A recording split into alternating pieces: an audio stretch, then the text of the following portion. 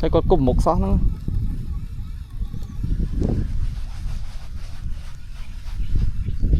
Chui rồi ơi này, này. Đây mà đòn một ban đây nó khai mật.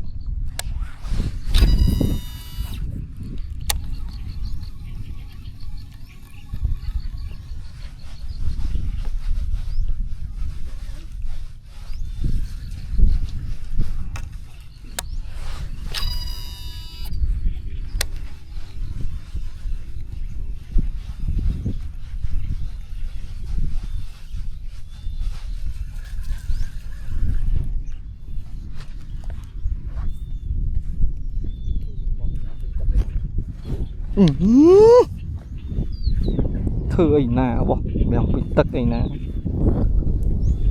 phây mày phải có ba rạt hán mến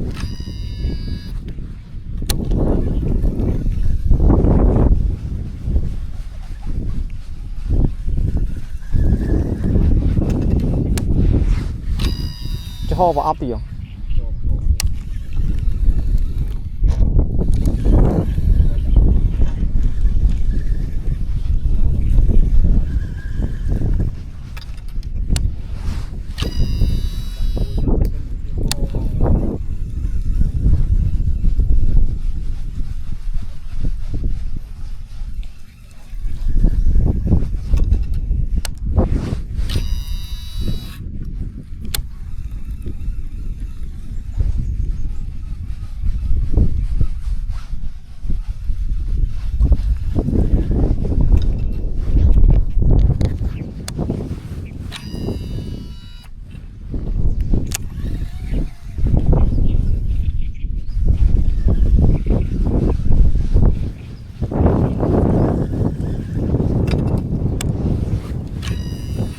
chơi ngay cho làm lại nhỉ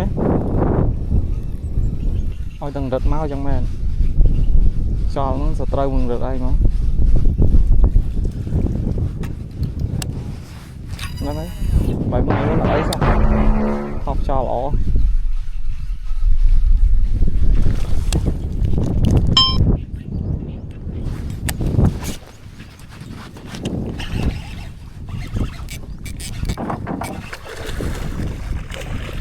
bông bông chả đau khả năng men tọt đồ nồi tung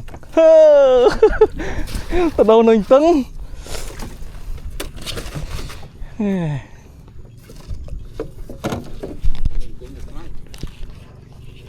bông mới chặt mui mới bông chặt mui mới chả đau liu bông liu ấy chọn chả đau ấy vì mày cho hà mọt mới bông thư mình bông mơ mình ở này mới mình ở này nên được cái gì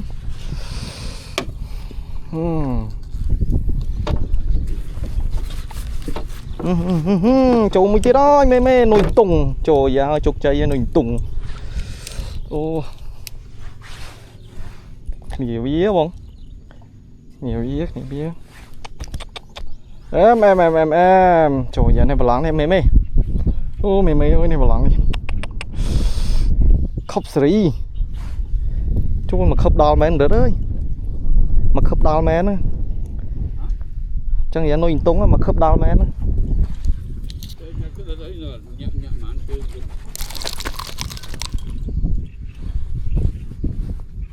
nhẹ bên lên bông nuôi tung mê nuôi tung chỗ một tí thôi cha chỗ một tí thôi mê này trời dạ thọt style mấy con sáng này đó này chỗ một tí mê này nuôi tung dương nè ô này chọn xì nó được như cái pi đón vét khám đồ nuôi tung lạp